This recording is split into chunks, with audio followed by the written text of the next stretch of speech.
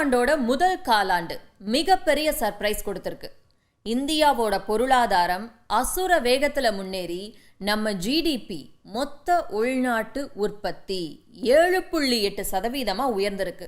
ஹப்பாடா அப்படின்னு நிம்மதியாகிறதுக்குள்ள அமெரிக்க அதிபர் ட்ரம்போட வரி போர் அப்பப்ப கண்ணு முன்னாடி வந்து போய் கடுப்பேத்திக்கிட்டு இருக்கு.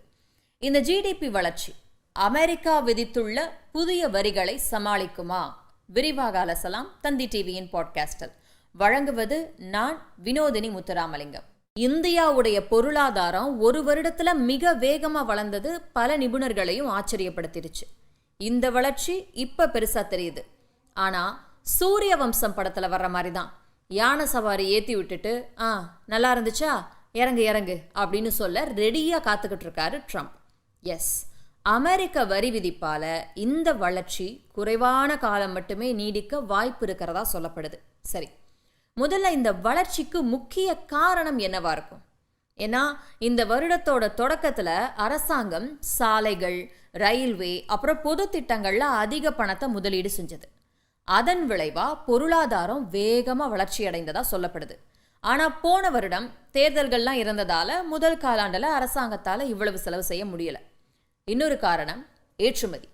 இந்த அமெரிக்காவோட 50% வரி விதிப்பு தொடங்குறதுக்கு முன்னாடி வரைக்கும் இந்திய நிறுவனங்கள் அமெரிக்காவுக்கு புயல் வேகத்துல பொருட்களை அனுப்பிட்டு இருந்தாங்க. இதையெல்லாம் கணக்கு போட்டு பார்த்தா இந்த நிதியாண்டோட முதல் காலாண்டுல இந்த வளர்ச்சி சாத்தியமா தான் இருந்திருக்கும். இதன் மூலமா உலகத்திலேயே வேகமா பொருளாதாரத்துல வளரக்கூடிய நாடுகள் பட்டியல்ல இந்தியா முதலிடத்துல இருக்கு. ஏன்னு கேளுங்க, ஏப்ரல் ஜூன் காலகட்டத்துல சீனாவோட ஜிடிபி வளர்ச்சி 5.2% மட்டும்தான். அமெரிக்காவோட வளர்ச்சி வெறும் 3.3% மட்டும்தான். சரி, இந்த ஜிடிபின்னு சொல்றோமே அப்படின்னா என்ன? ஜிடிபி மொத்த உள்நாட்டு உற்பத்தி.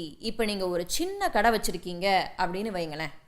அரிசி, பருப்பு, ஜீனி, சோப்பு, பால் அப்படின்னு சொல்லி அன்றாட பயன்பாட்டிற்கு தேவையான பொருட்களை எல்லாம் அந்த கடையில விற்பனை பண்ணுவீங்க.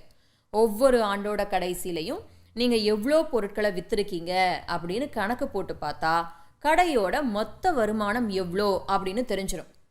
இப்ப நீங்க வச்சிருக்கீங்கல்ல சின்ன கடை, அதே மாதிரி இந்தியாவை ஒரு பெரிய கடை அப்படின்னு நினைச்சுக்கோங்க.